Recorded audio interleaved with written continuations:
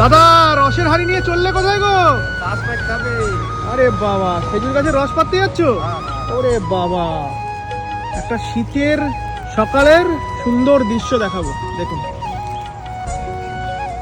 দেখুন কিভাবে খেজুর গাছের রসে হাড়ি বাঁধা হচ্ছে, লক্ষ্য করুন। আর এখানে কিন্তু প্রচুর খেজুর গাছ। আমরা এই মুহূর্তে এসেছি বীরভূম জেলার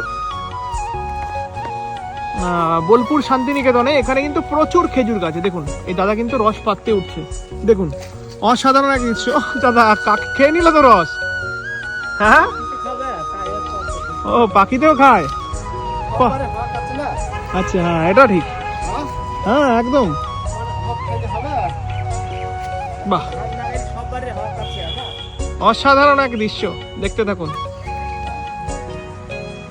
দেখুন।